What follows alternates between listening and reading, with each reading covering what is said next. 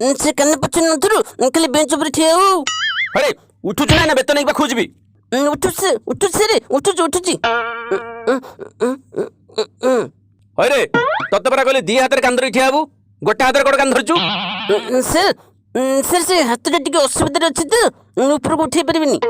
हां कोन कहलु असुविधा सुविधा मु किछि जानि कहली दी हाथ रे कान धरु माने तू दी हाथ कान धरि छिड़ाबु।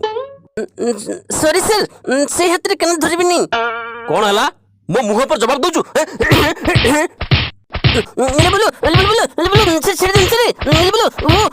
बोलो थाले थाले ताको बालांतु नहीं थतले ते गोटे हाथ ऊपर को उतई पाली वाली कालना थे ता बापा को डिल्ला पैंट पिंदी के आती थी गोटे हाथ ले पैंट तली थी हाथ ऊपर को उतई देले पैंट तले काटी दिवा। हां काई तो जज्ज को पिंदी के आसलु नहीं एठी कोन पाठ पढा होची एठी तो कॉमेडी क्लास होची ना आ टिके भलो कमेडी थांता। सर जज्ज तो धोती पिंदंती हो।